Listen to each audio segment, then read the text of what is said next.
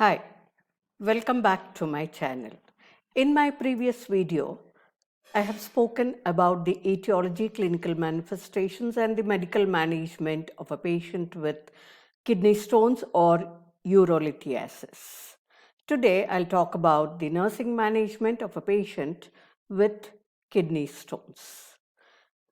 The nursing priorities here are to alleviate pain, maintain adequate renal functioning, prevent complications, provide information about disease process and prognosis and treatment needs.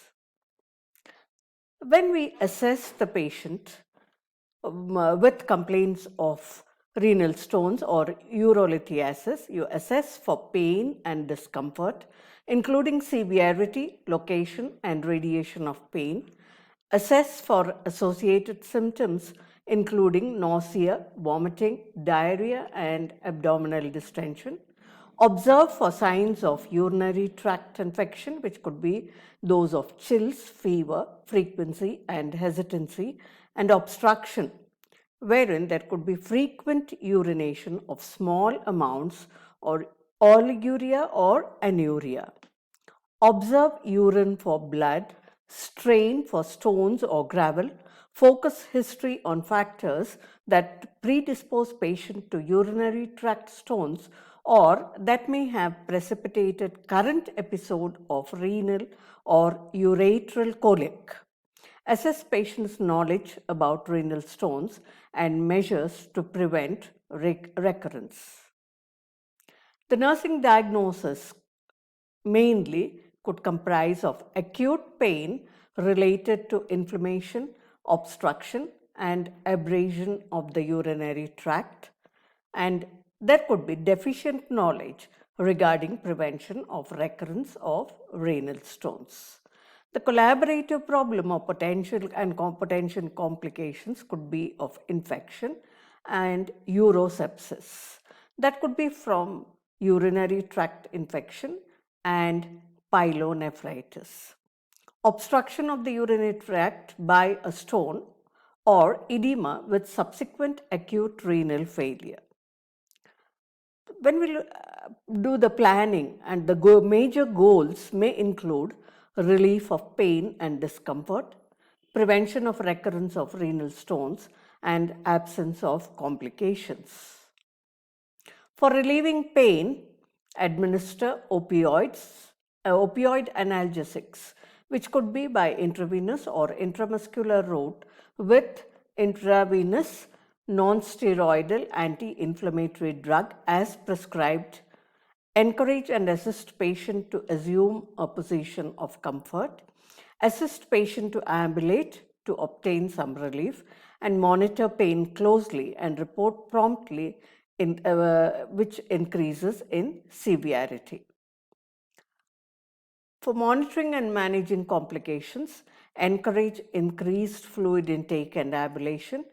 Begin IV fluids if patient cannot take adequate oral fluids. Monitor total urine output and patterns of voiding. Encourage ambulation as a means of moving the stone through the urinary tract. Strain urine through the gauze. Crush any blood clots past urine and inspect the sides of urinal and bedpan for clinging stones. Instruct patient to report decreased urine volume, bloody or cloudy urine, fever and pain. Instruct patient to report any increase in pain. Monitor vital signs for early indications of infection. Infection should be treated with the appropriate antibiotic agent before efforts are made to dissolve the stone. The teaching points include: explain the causes of kidney stones and ways to prevent recurrence. Encourage patient to follow a regimen to avoid further stone formation, including maintaining a high fluid intake. Encourage the patient to drink enough to excrete 3000 to 4000 ml of urine every 24 hours. Recommend that patient have urine cultures every 1 to 2 months the first year and periodically thereafter. Recommend that recurrent urinary infection be treated vigorously. Encourage increased mobility whenever possible and discourage excessive ingestion of vitamins, especially vitamin D and minerals. The discharge goals are that pain is relieved or controlled, fluid and electrolyte balance maintained, complications prevented and minimized, disease process, prognosis and therapeutic regimen understood, plan in place to meet the needs after discharge. The diet recommendations, which are very important for a patient with urolithiasis or kidney stones, is drink plenty of fluid, that is 2 to 3 quarters per day. These includes any type of fluid such as water, coffee and lemonade, which have been shown to have a beneficial effect with the exception of grapefruit juice and soda.